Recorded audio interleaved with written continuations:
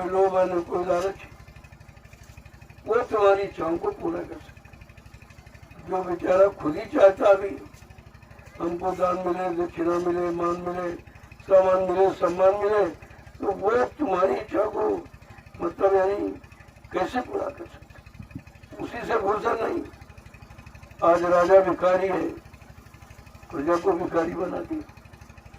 जब राजा प्रजा को देता था तो वो राजा कहलाता। राजा प्रजा का पालक है, पालने वाला। लेकिन आज तो राजा लूटने वाला, ठगने वाला, बैठाने वाला, भरमाने वाला, अपना स्वार्थ हल करने वाला, अपना मन सम्मान चाहने वाला। तो जब व्यवस्था ही बिगड़ गई है तो आप कहाँ से अच्छाई ढूंढ रहे हो? और वो जहाँ बुराई भरी वहाँ अच्छाई कभी निकल नहीं सकती। कितनी तुम तलाश करो, कितनी कोशिश करो, लेकिन अच्छाई वहाँ है ही नहीं, तो मिलेगी कहाँ से? अब देखो कोई मुक्ति ढूंढ रहा पानी में, कहा चलो कुंभ चलो, डुबकी लगाओ मुक्ति में। यानी मुक्ति का स्थान कहाँ बताया? डुबकी में। जबकि स्पष्ट करके कहा मुक्ति संत चरण की दासी। मुक्ति तो संतों के चरणों में है, और ऐसे नहीं वो दासी बन करके। यही हमेशा इच्छा रखती है कि ये चरण कभी छूटे ना, इन्हीं में बने नहीं। तो मुक्ति का स्थान है संतों के चरण। और ये सब काल वाले क्या कह रहे हैं? वो पानी में है, गंगा में है, जमुना में है, तीर्थ में है, मूर्त में है, मतलब यानी इसमें उसमें है, और स्वयं बेचारे भटके हो, भटका दिए लोग। जब राजा अज्ञानी हो जाएगा, अभिमानी हो जाएगा, मानी गुमानी हो जाएगा, तो ये बताओ प्रजा को क्या देगा? और जो है उसके पास वही देगा, और जिसमें वो है उसी में तुमको रखेगा। अब इतनी भी पहचान लोगों को नहीं हो पाई है कि भाई जो देने वाला है उसके पास हमारा कोई सामान्य नहीं है, तो हम क्या वो हमी से इच्छा रख रहा है, हमी से मांग रहा भीख की तरह, तो हमको क्या देगा? इतनी भी बात अभी तो जीवों के समझ में नहीं है। यह समझ सिवाय संत महापुरुषों की शरण में गए, इसके बाद न तो किसी को मिलेगी और न कोई कहीं प्राप्त कर सकता है। इसलिए लोगों के सामने ये चंद वचनों को रखा जाता। अभी तो बहुत थोड़ा इशारा किया जाता। क्यों तुम इशारा भी नहीं सोच पाते हो तो वचन कैसे समझोगे? तो कहते हैं इशारा समझदार के लिए है, और जहाँ सब न समझदार हो वहाँ इशारों को कौन समझे? लेकिन फिर भी जो देने आया है, जो काम करने आया है, सत्य की स्थापना करने आया है, वो बगैर झूठ को निकाले वो मानने वाला नहीं। वो अपना काम कभी बंद नहीं करता।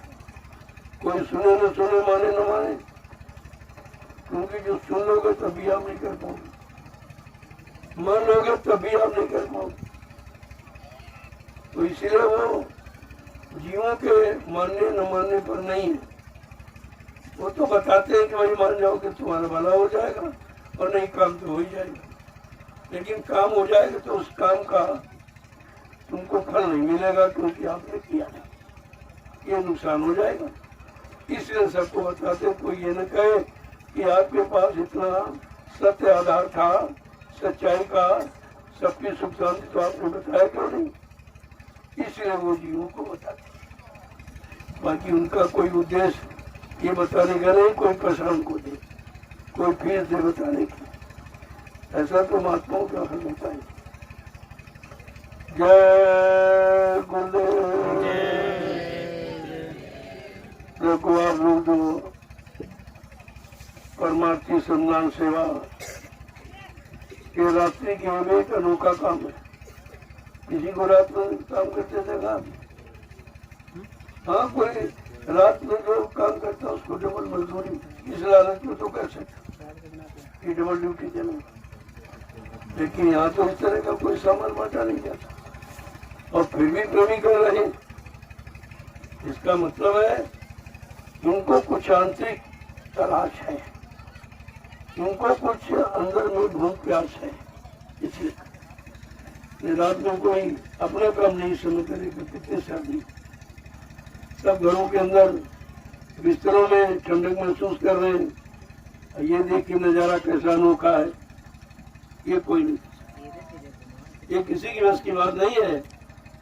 यही तो महात्माओं का खेल है, यही तो जीवों के प्रति उनकी एक लीला है, जिसको लोग देखकर भी नहीं समझ पा रहे। उनको देखकर विश्वास ही नहीं हो रहा, भाई क्या करते, भाई क्यों करते, और कितना रोके, लेकिन ये मानने वाले नहीं। क्योंकि जो जाने से देगा, जानेगा वही जिसको अंदर में जला देंगे। और जानकर भी कह नहीं पा रहा क्या दे दिया भाई, क्या दे दिया, लेकिन ये कहना नहीं बना। मैं सेवा जरूर करूंगा, और क्या मिला, कल मिला तो कुछ नहीं है, लेकिन कुछ ऐसा मिला जिसको हम कह नहीं सकते। कल क्या कल वो दया है। दया न दिखाई जा सकती, न बताई जा सकती, न तुम उसको उसमें से किसी को दे सकते, बंटवारा भी नहीं हो सकता। अब बताइए, ऐसी चीज मिली है जो चोर न चुरा सकता है, न भाई बंटवा सकता है।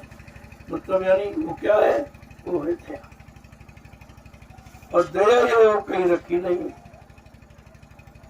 अब ये रात में जब ये दृश्य देख रहे लोग तो बड़ा चाहते, तो गंगा में डुबकी वाला बोल गए, ये सामने में कि भाई तो वहां तो केवल लोग पड़े खा रहे हैं, वहां कौन सी तपस्या, कौन सी सेवा करें। या तो सेवा करें तो ये तपस्या है। और जिस तपस्या में इनका कोई लालच नहीं है, कोई इच्छा नहीं रखी कि हम ये सेवा करें, हमको ये मिले, ये मिले। केवल एक इच्छा है कि आदेश का पालन करें, ये स्वरूप। अब आदेश पालन तो किसी के पास है नहीं। जब खुद ही नहीं कोई कर रहा, दूसरों से क्या कराएगा। तो कहने का मतलब है कि आप लोग जो कर रहे हो वो इस समय में बिल्कुल अनोखा है। दिन में लोग तो परिश्रम नहीं कर रहे हो, जब ठंडे ज्यादा हो, और तुम रात्रि में कर रहे हो, तो कोई जरूर है। लोग देखकर बड़ा आश्चर्य है, लेकिन वो समझ नहीं पा रहे कि मतलब इसके अंदर क्या दे दिया, क्या भर दिया गया। फिर रात्रि में न ठंडक महसूस हो रही, न परेशानी महसूस हो रही, न कोई मजदूरी की चिंता है, न कुछ लेने की इच्छा है, और फिर भी कर रहे हैं। तो बात तो कोई जरूर है। वो जरूर क्या है जो तुम्हारी समझ के बाहर है, आप नहीं समझ सकते। तो प्रेमियों, अब आपकी सेवा का समय हो रहा। अब यह है कि आप 15 डलिया उठाओ, 10 अपनी, 5 हमारी। तो आपका ये आखिरी दिन सत्संग का जो फल है, सत्संग फल पेखी तत्काला का कोई दीपकों में, ये तत्काल लाभ है। तो हर प्रेमी को चाहिए कि कम से कम इतना तो कर लो, नहीं ज्यादा कर सकते हो, और तुमको लाभ वही मिल जाएगा जो ज्यादा किया कम वाला। क्योंकि ये आदेश पर अभी तो आपसे केवल सेवा की बात कही गई थी, कोई संख्या नहीं रखी। लेकिन जब संख्या रख दी जाए तो समझ लो ये चीज यानी कुछ देगी, इससे तुम्हारा कुछ बनेगा काम। तो मात्र 15, ज्यादा नहीं। इसके बाद प्रसाद ले लीजिए, चलो भंडारों की तरफ। आपकी सेवा भी हो गई, परमार्थ का रास्ता भी धीरे धीरे तय हो रहा, और दुनिया के लोग समझ ही नहीं पाएंगे, और देख कर भी नहीं समझ पाएंगे क्या हो, फिर भी नहीं समझो। करो पहले इशारे।